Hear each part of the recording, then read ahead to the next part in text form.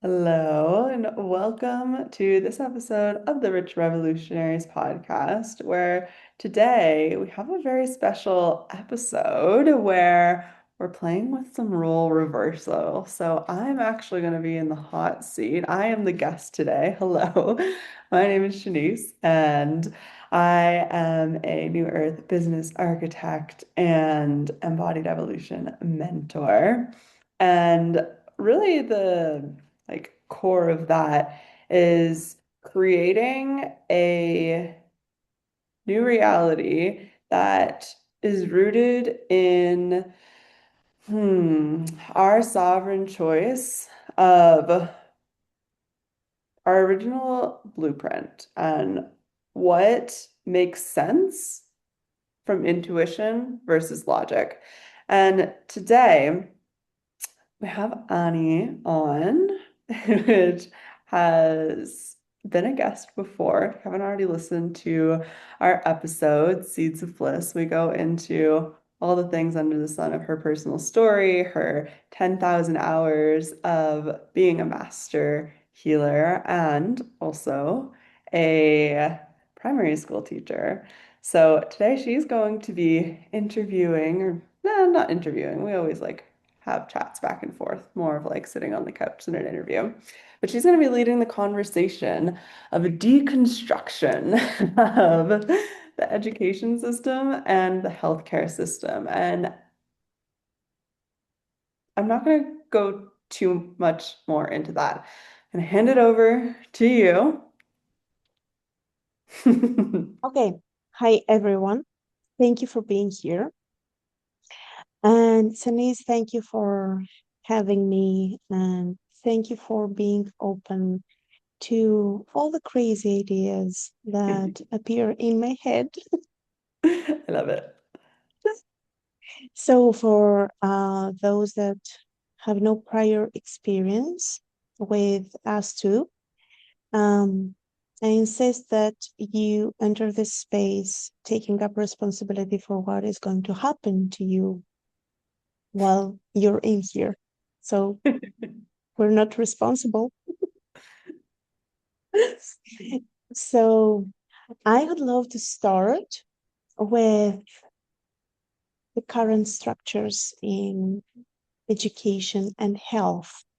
And Mhm. what's your opinion? What's your point of view in these two core foundations of society? Because they are really core pillars and Mhm.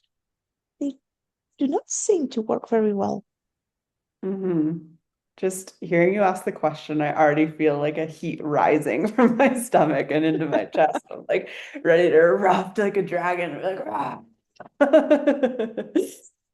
Okay.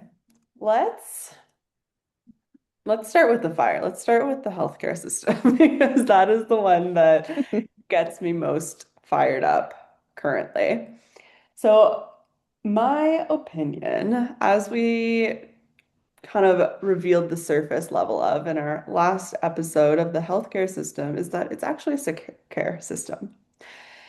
And the model of business is to create recurrent clients. So people go to allopathic Western care in vulnerable states, right? We are conditioned from birth to rely on these systems for our health and well-being. And that creates a codependent relationship where we don't trust our body. We're not in tune with the signals of our body, the communication system of our body that is the language of sensation, of energy, of life force. And so that becomes okay, let's give some tangible examples.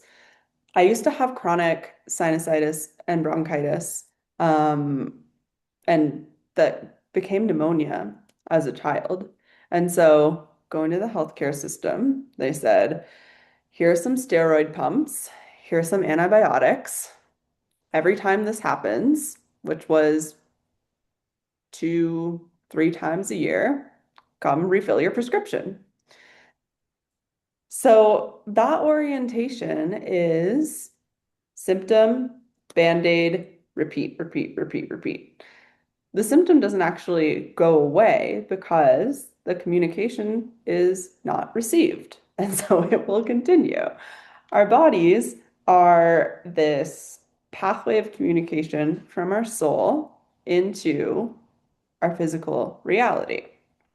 So when I was young, like my throat and my lungs, right? Expression, grief. This was something that was being suppressed in my environment. We'll get to the education system from there.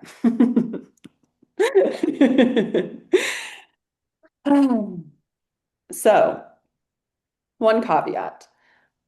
In the healthcare system, there has been moments like when I got hit by a car. Yes, I did need care to sew my face back together. I did need care to have a brace on my finger that is broken, but I kept my funny knuckle. See? They wanted to operate it on it, and I was like, why? Like, why? I'm okay. There's no reason that I can't have a funny knuckle.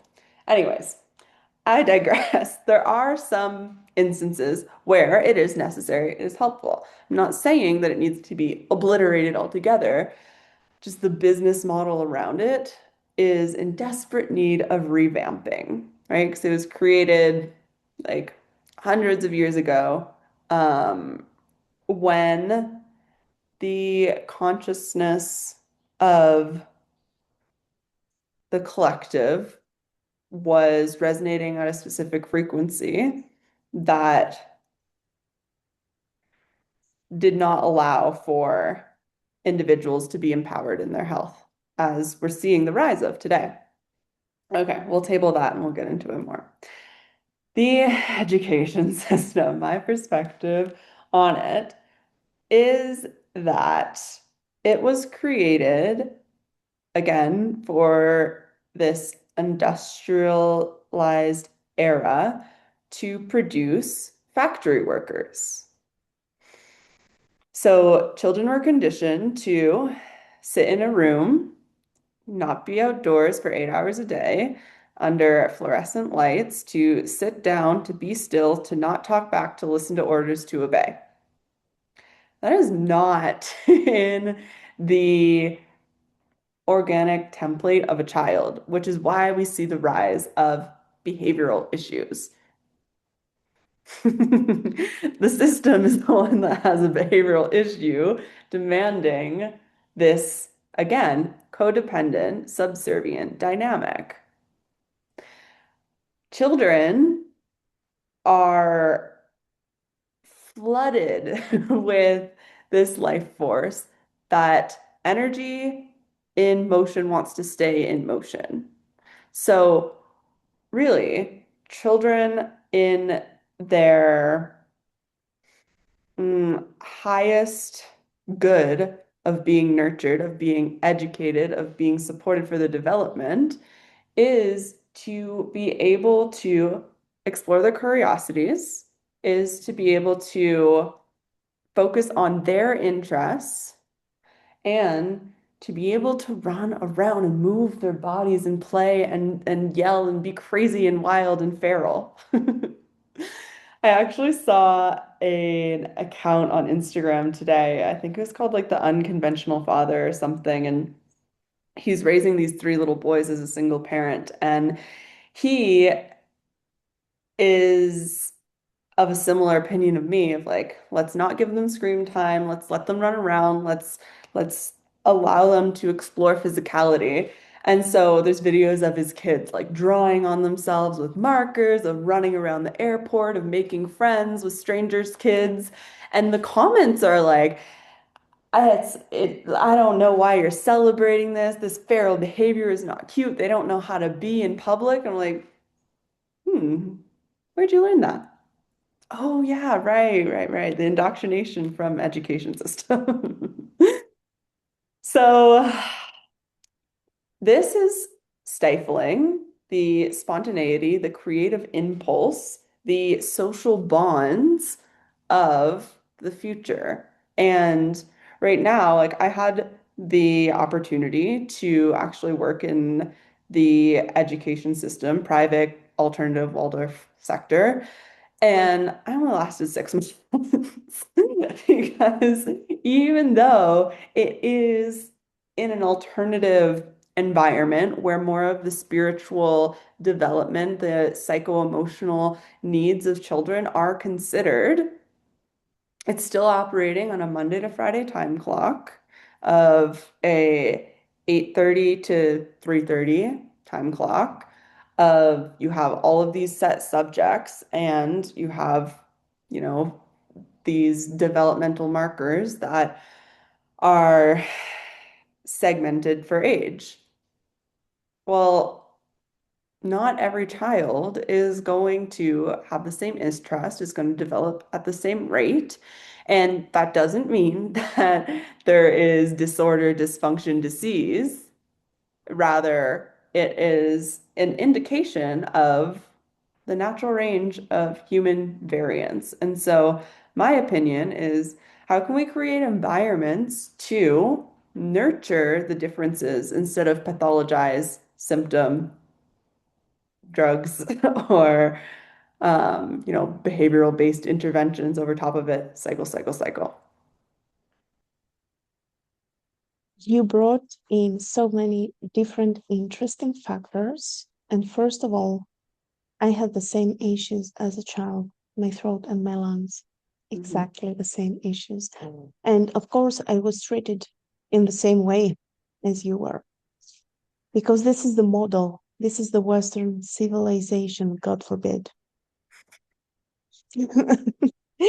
We are not allowed to listen to our body, and this is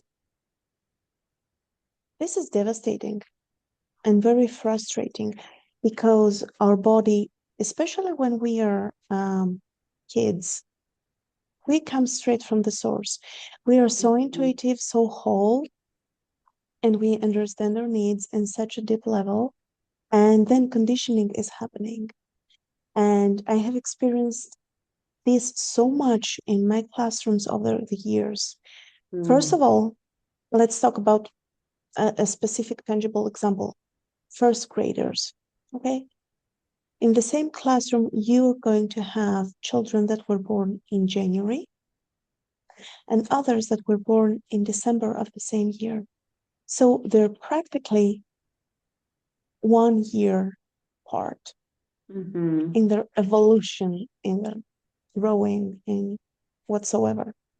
So the whole system is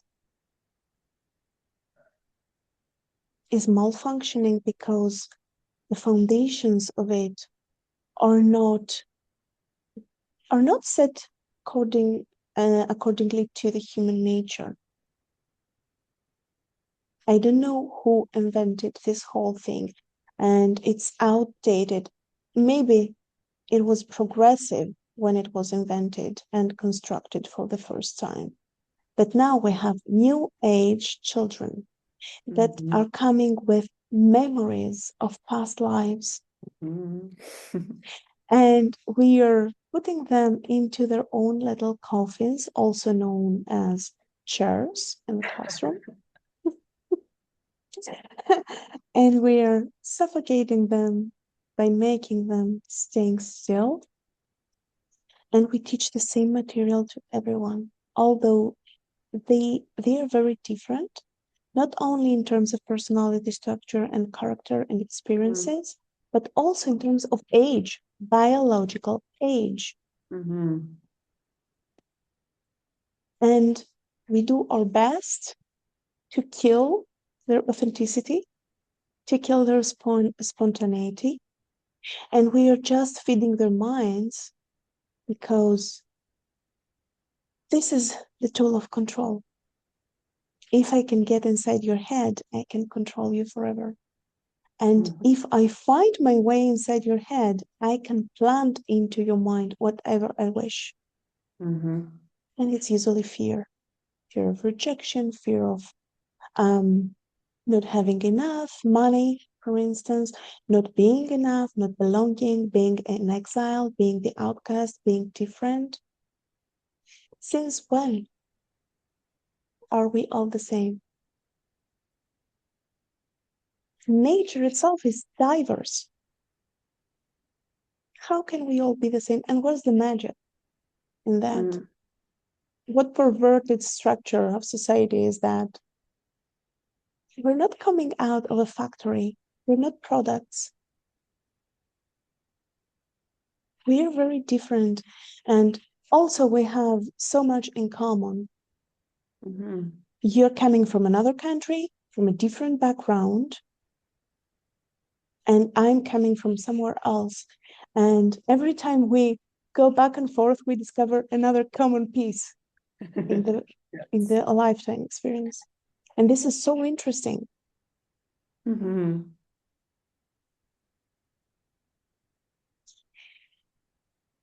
So I would love to take the conversation towards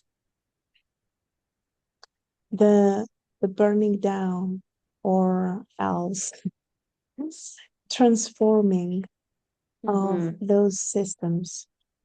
What can we do collectively in order to help people get out of this healthcare system, which is not about health at all, and out of the conditioning of the educational system, which is not about education at all. It's about conditioning. We can either change it or we can start calling it conditioning system. Mhm. Mhm. The thing that I find so interesting about both of these systems is that the majority of people are so entangled unconsciously that they themselves will fight for their disempowerment. And I've gotten in a lot of heated conversations with people about, oh, I don't think it's important to like put your children in the education system. And they'll like freak out and be like, what do you mean? How are they going to get a job? How are they going to be a productive member of society? Like, how are they going to make money? Like, da, da, da, da, da, all the conditioning. And similar to the healthcare system. It's like, well, what if my child is feeling XYZ ways? What if, God forbid, like cancer, all these, big fear mongering programs of big pharma. And what I say to that is that it is essential more now than ever to take self-responsibility for embodying more and more of your power. And that can be an elusive thing. Like what is power? What does that mean? And in my perspective, authentic power is our ability to be in unconditional love. Well, what does that mean? Exactly. Can you break it down for the Yeah, people who are listening? exactly. So, love without conditions is caring for yourself, regardless if your family's around, your family's not around, your children are being crazy, your children are being calm. Your bank account has $100 million in it, your bank account has $0 in it. You um, live in the coldest place of the planet, you live in the hottest place of the planet. You have a community of people that are supporting you. You're isolated in a hut in the mountains, like, right? These are like extremes of conditions of our external environment. Regardless of the condition, unconditional love is unconditional care for yourself.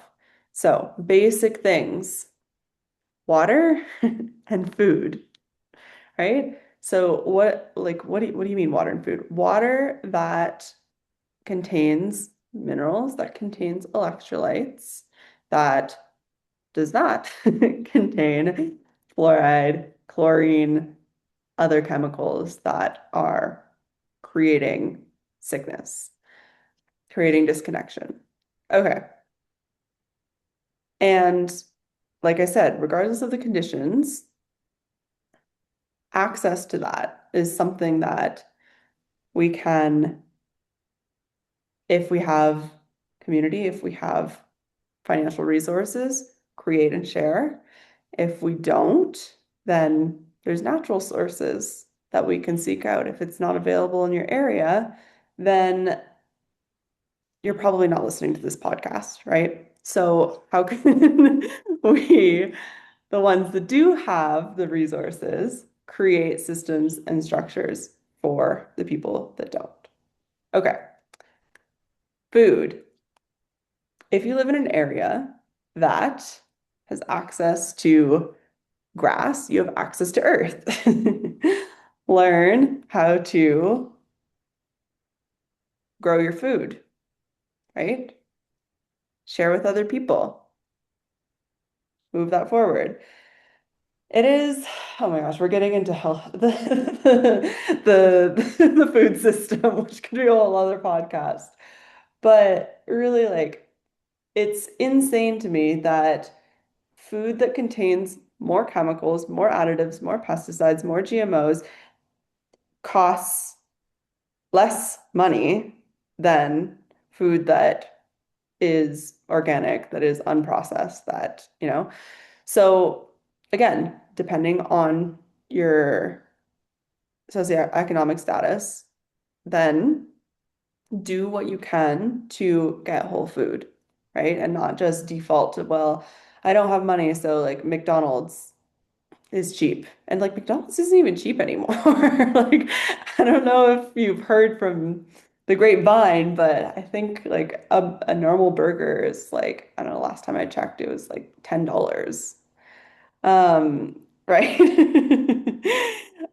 So there's these things that we've been conditioned as like easy access as cheap, but it's actually, again, like outsourcing our power and creating dependence on these systems that are costing us our health or costing us more money. So it's shifting the orientation from short-term gratification and convenience to long-term gratification and connection. Okay, food and water. Um, let's reorient to what we're talking about. How can we shift from the current systems of healthcare and education system to what comes next? Okay. Control happens through division. When we are disconnected because we have been conditioned to be threatened by differing values, be threatened by differing truths, then connection becomes a challenge.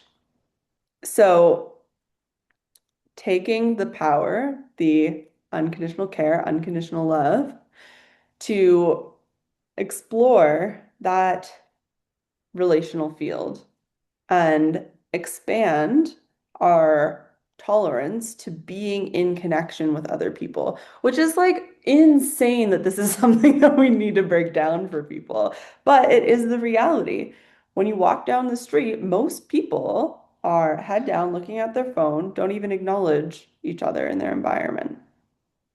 And so, again, it's going to differ with what it looks like depending on who you are, but creating those depth connections so that information sharing can happen, so that resource sharing can happen, so that emotional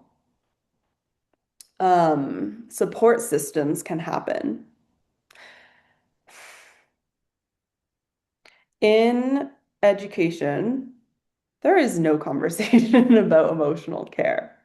It is just like, where is she? We don't know. Oh, bad behavior. You're kicked out.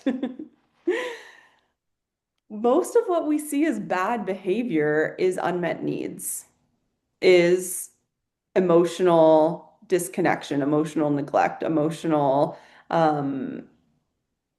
suppression. So, in connection, expanding our capacity to be able to share our emotions and receive other people's without it being a threat to the system.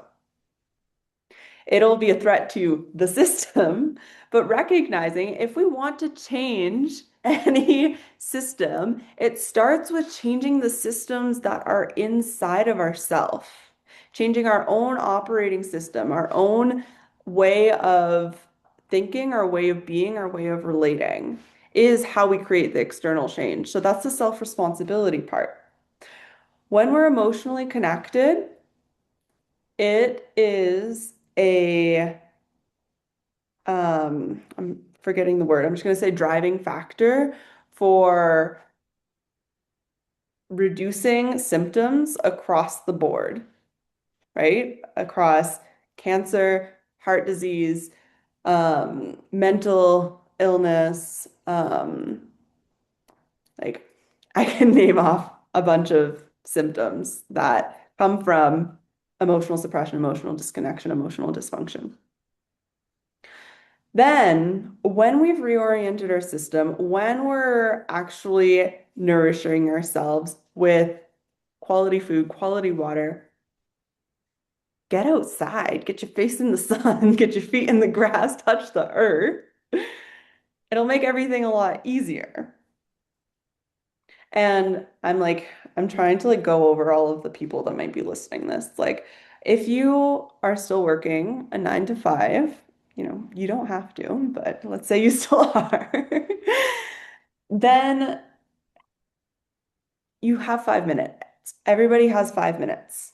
What are you doing in those 5 minutes? Are you numbing out? Are you looking at your phone? Are you watching TV? Are you complaining about your backache and your bills that are unending? Or are you choosing to take those 5 minutes to go put your feet in the grass, to go put your face in the sun, to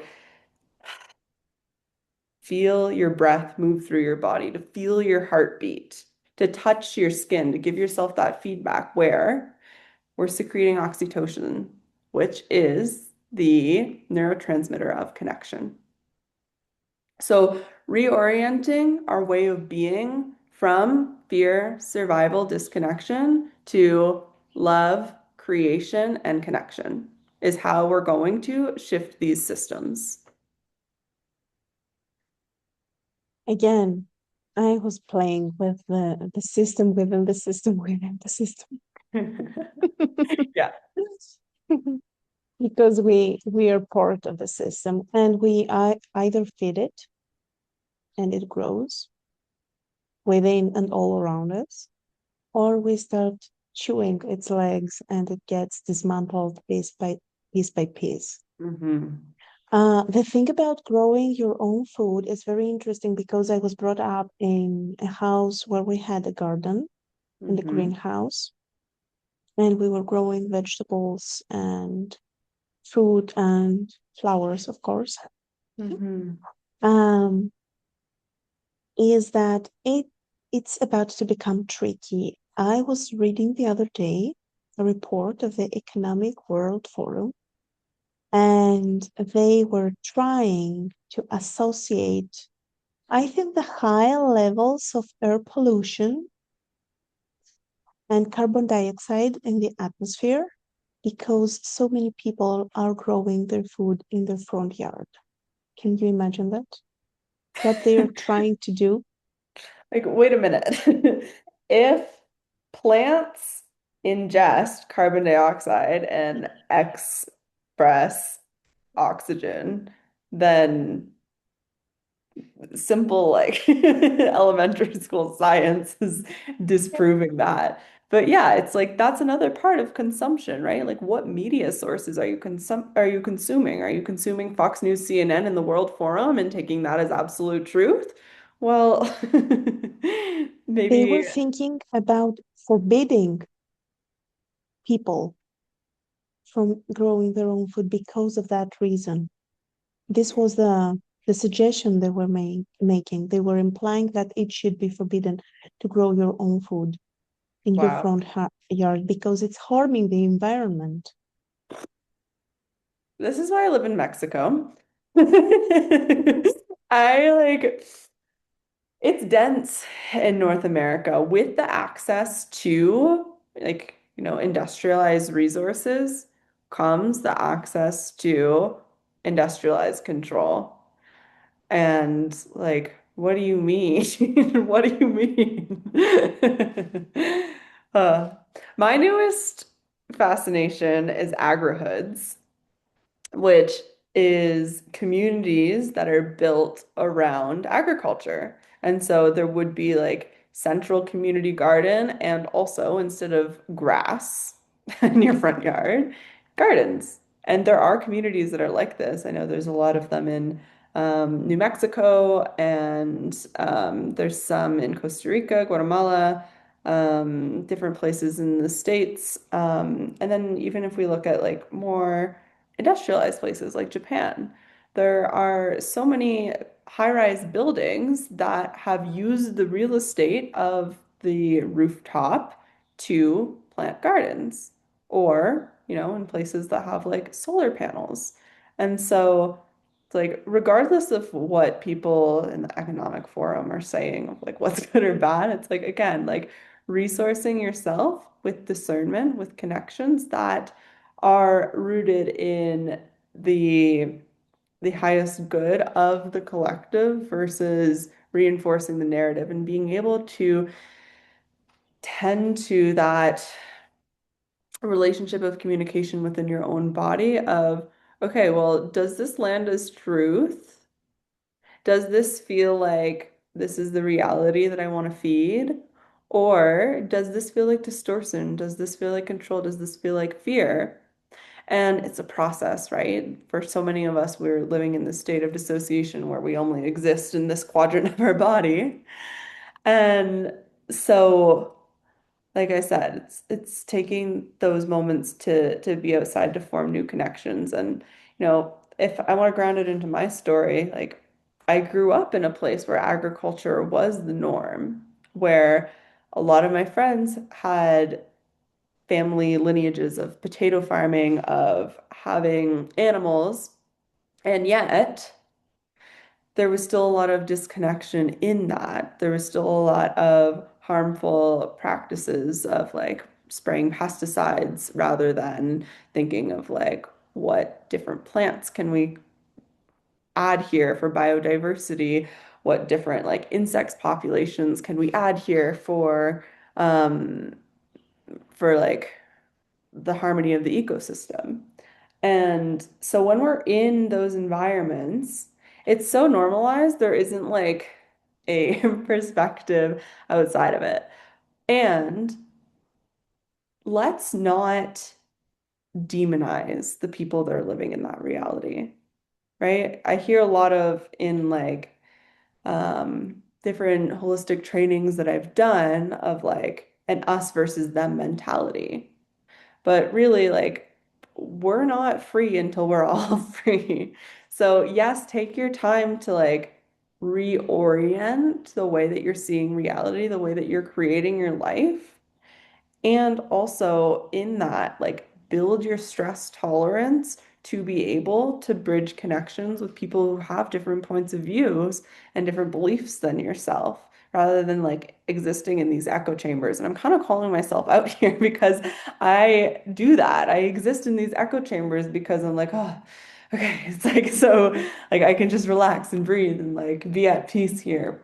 And it's like, okay, there's a deeper calling there. There's a deeper responsibility. Like, yes, first self-responsibility, and then like collective responsibility. Yeah, this is very important. Self-responsibility and then collective responsibility.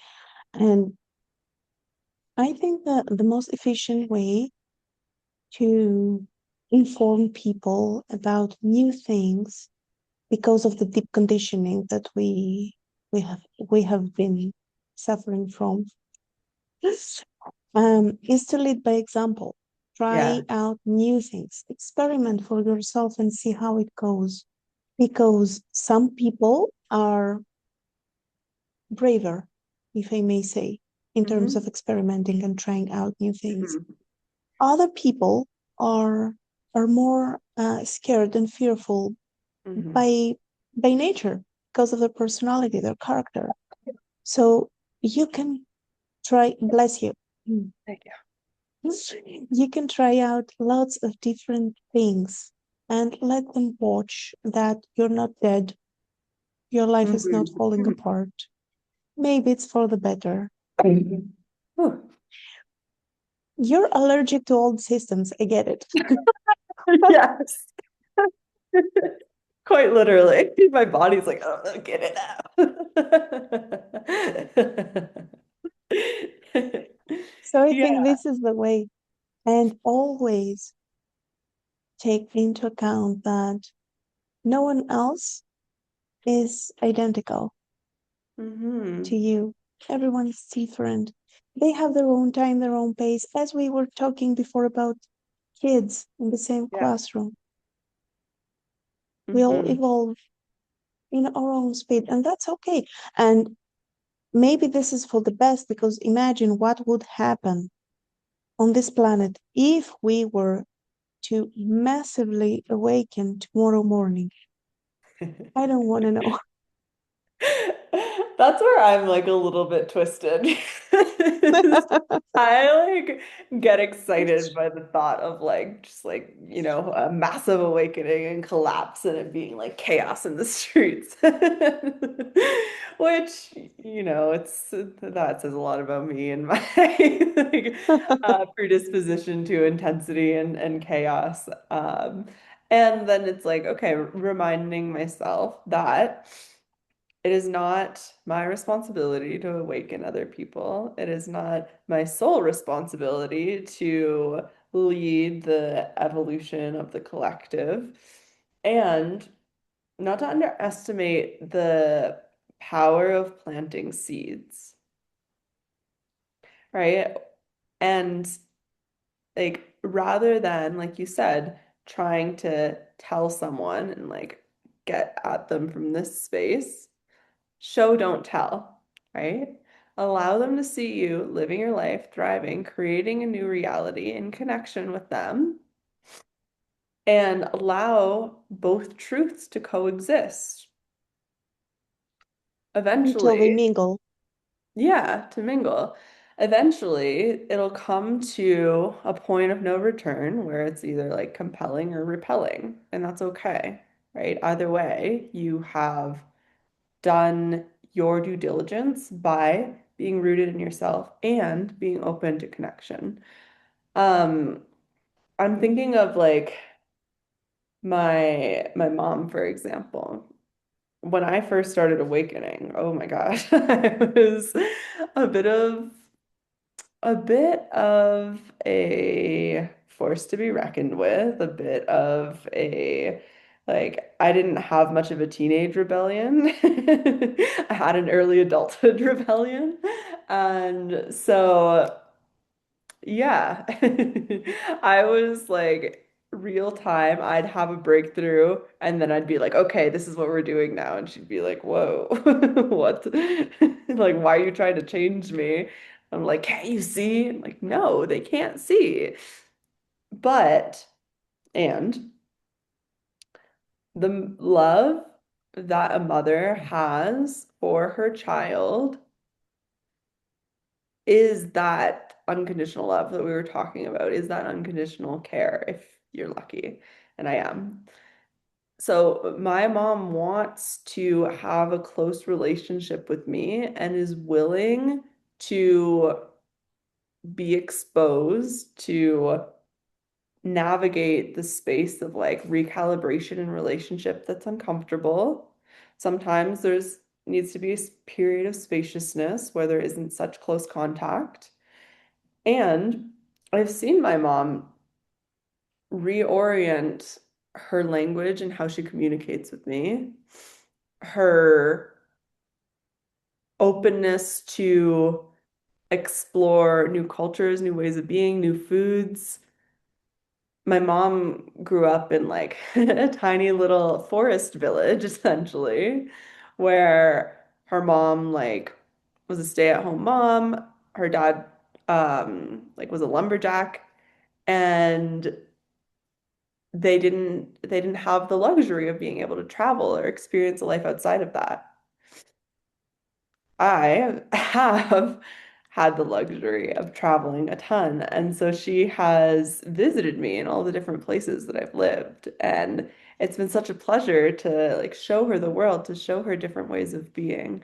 And some of them she's adopted. Like she um does meditation. She um eats like more diverse range of food than the like meat and potatoes that were commonplace, right?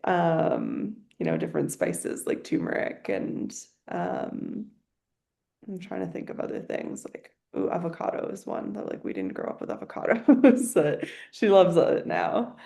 Um, so that's just like examples. And this has taken, I don't know, over the past 10 years, our relationship has evolved to where now she messages me and it's like, I hope you have a wonderful day and all of your heart's desires come true and like you reach your dreams and all these things.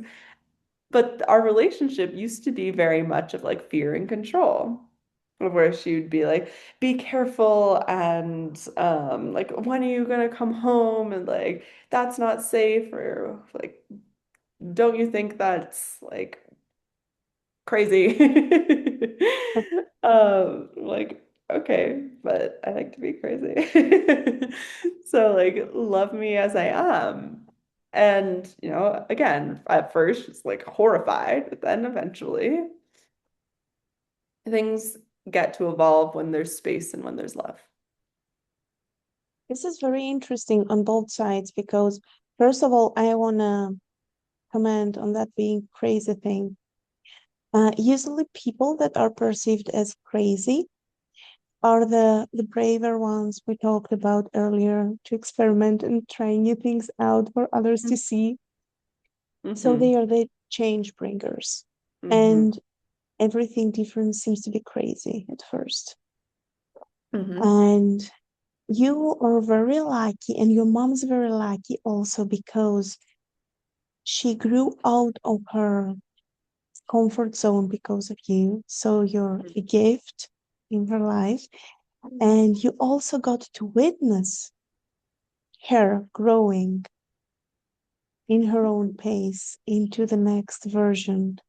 And this is true connection, I believe. The freedom to grant Mm-hmm. the other person the freedom to change and evolve in any way they wish and still love them because our true essence never changes. It just manifests in different forms.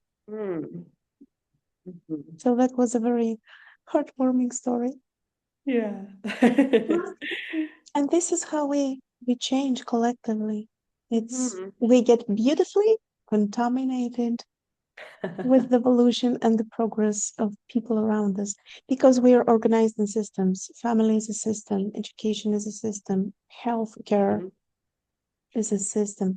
So when one factor of the system changes, the whole system will readjust naturally. It will gravitate towards that change. Mhm.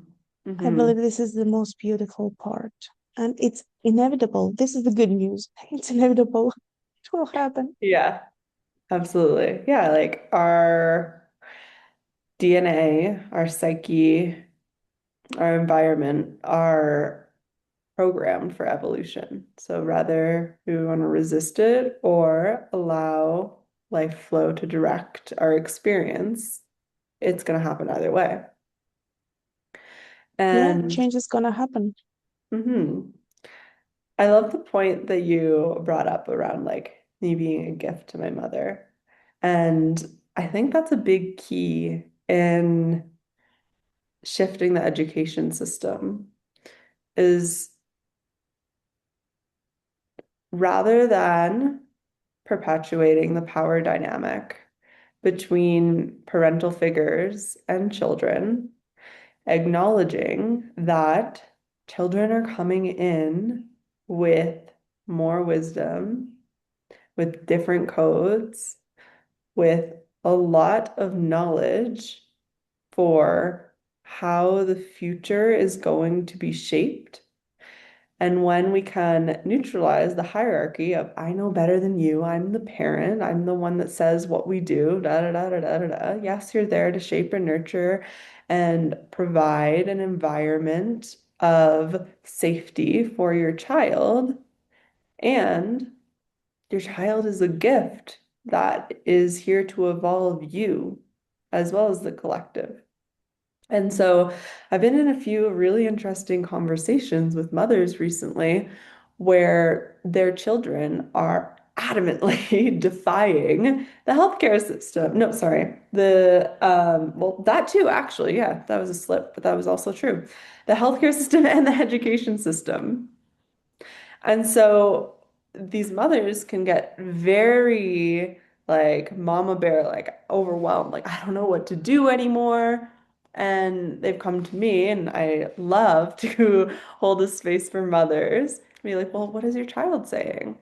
And one of the mothers that I spoke to yesterday was like, well, she's saying that like she wants me to teach her. She doesn't want to go to school. I'm like, is that a possibility?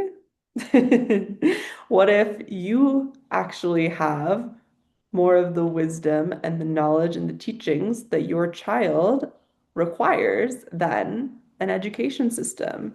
And what if the sole contract is that she chose you to be her teacher and that asks of you to shift your life ecosystem around to be the teacher? And like, what is that going to look like outside of these rigid developmental markers and curriculums? And then from the healthcare perspective, a highly sensitive child goes into a waiting room with a bunch of people and fluorescent lights and freaks the fuck out. Yep. Right?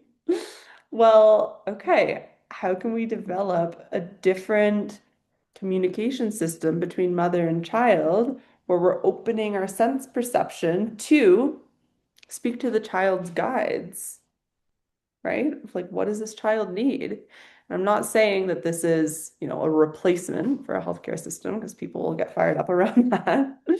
But can we reorient healthcare system being the like emergency and last straw resort and recognizing we have more tools in our toolkit that we get to develop with our children? Yeah, that's very true. And children are very aware of what they need so many times. They just don't have the words to explain it. So you have to sit down and explore with them, give them Mhm. choices, and bring the pieces together until you understand what they really need. And we also get to reconnect in that way. We get to reconnect with our inner child, which is so Mhm. neglected.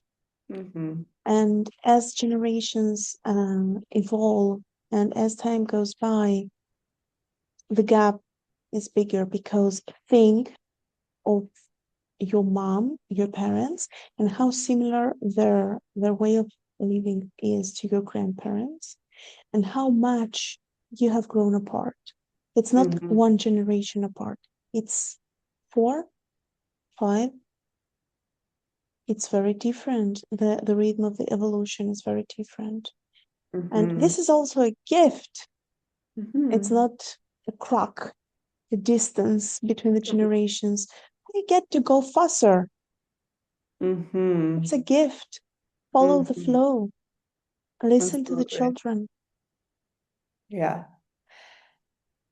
This like brings forward this concept of like initiations and rites of passage Oh, that right that were she said it.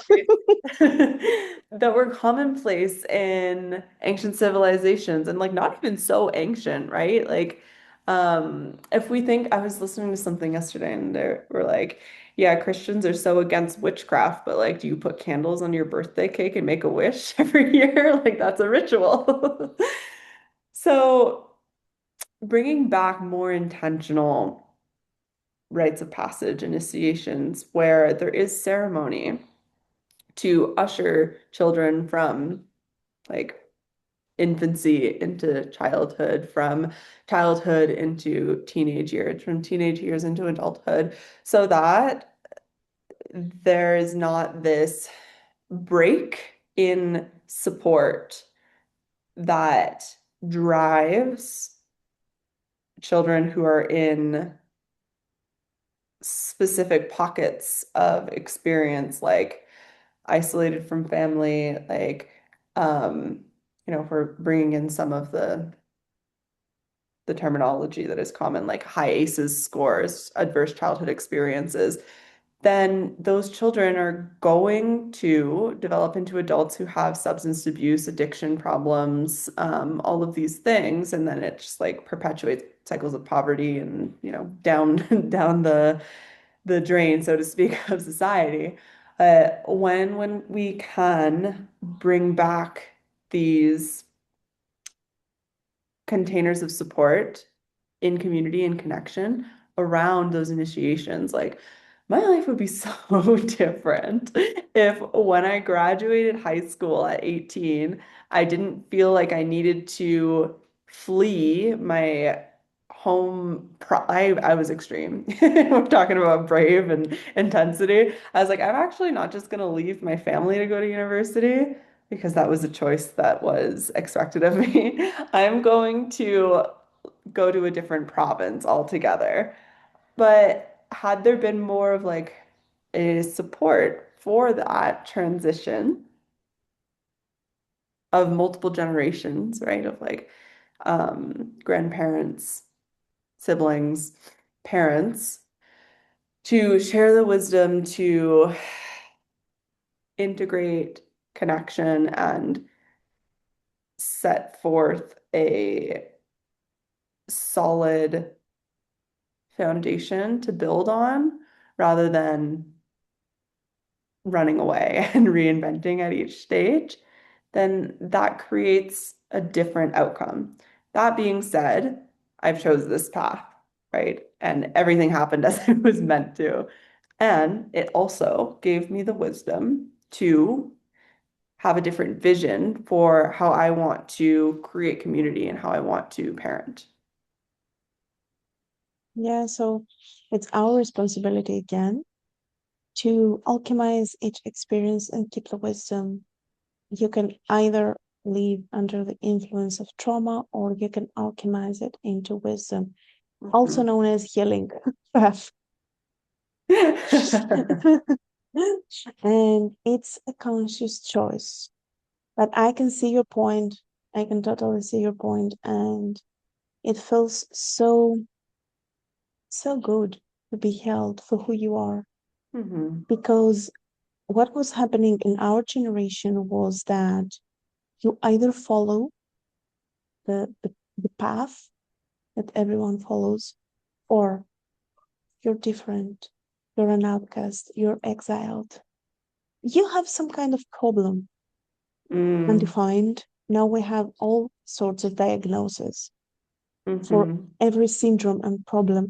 And I'm wondering, since we have so many syndromes and nobody's normal anymore, maybe all those syndromes are the new normal and we're Right? blind in front of a so Mm. profound truth. Yeah. I'm thinking of like two like examples of this rooted in like research. And we have like our Daddy Gabbo or Mate, as I like to call him, who's a book on the myth of normal, right? There is actually no one in recorded history who has quote unquote normal psychology. Like, it is just a arbitrary data point on a curve of statistic difference, and it's not actually real. So acknowledging the myth of normal. And then, okay, that's psychological perspective. Let's take it to biological perspective. Um, I did a yin yoga training, and it was led by the father of yin yoga, Bernie Clark. And he is so meticulous in showing people that there is no normal biology, there is no normal body. Everybody's bones are different, different angles, different lengths, different um, like placement. And so, again, there is no normal biologically, psychologically. So, when we can recognize that quote unquote normal is just a statistical data point on a curve of, I'm doing this because it's like the bell curve of statistical difference in a standard deviation. I like to get nerdy. Um, and there are going to be outliers, right? There's the 13% on each side that are either extreme. And we actually have a lot to learn from those extremes because they bring us to the next curve of standard deviation, which is the evolution of where we're going. I love math. This is exactly what I was talking about the other day with a mom also. Like normal does not exist. What's Hmm. normal to me is not normal to you. So Hmm. let's not imprison ourselves in those misunderstandings anymore. What's Yeah. normal to nature? Everything. Mm. Normal is another word for range. Yes, exactly. Yeah, it puts so much pressure on a family system to try to like adhere to these developmental standards of normal, especially families who have children who exist on those outlier ranges, right? Of what we call neurodiversity. And I've seen mothers who are like distraught, like so distraught from their children, quote unquote, regressing, quote unquote, not meeting developmental stages. And it's like, is your child healthy from what a standpoint of connection between you two, right? Are they able to digest food? Are they able to play outside? Are they able to drink water? Are they able to explore their interests and curiosities? Okay, well, that's their normal. And when it becomes a problem is when you try to fit that person into a system that is architectured based on this normal that doesn't actually exist. Amen to that. Hmm. Hmm. Yeah, it's very painful for the children and the parents also Hmm. at the same time because they're constantly frustrated and everything we know about all those syndromes is a lie. Hmm. I have encountered so many autistic kids in my career, in my teaching career, and they are said to be very distant. They do not like physical touch. And I've seen that. It was happening in the beginning, but the more they trusted me, the more they felt safe and accepted for who they are, the more they were seeking physical touch. They Absolutely. wanted to hug me, they wanted to come near me. And this was like a huge revelation for me in my early years of teaching. Like, it shouldn't be like that, should it? I know it is This is not disheartening. what, yeah, Hmm. yeah. That normal is a myth. I agree with you. Everything that exists is normal. Hmm. Otherwise, it wouldn't exist. If it wasn't Hmm. needed, it wouldn't be here. It wouldn't be in the present. So If we want to leave the listeners with one key takeaway from this episode, what would it be? Hmm.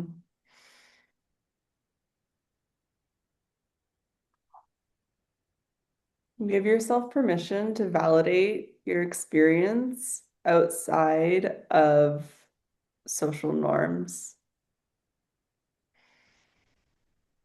Really, like, if you're have been told that you're too emotional or that you aren't quote unquote intelligent or that you're too sensitive or that you're too spiritual or that you are too something or not enough something. This is your permission to see your lived experience as valid and create a new normal within what is true for you and to validate that over and over and over again because the external systems and structures and opinions are going to continue to exist. And the only person that can give you back your power and that can create a new reality for you is yourself. And it starts with that permission. I love that. I love that so much. Permission granted, guys. You can be who you are. Mhm. Thank you for today. Thank you for hosting me as a host. This is Post meta. host inception. Yeah. Thank you for coming on and holding the space and directing the conversation in the way you did. Yeah, it's always a pleasure. Mhm. So we will see you again, guys. Thank you for Yeah. listening. Maybe we'll dive into the mental health world next time.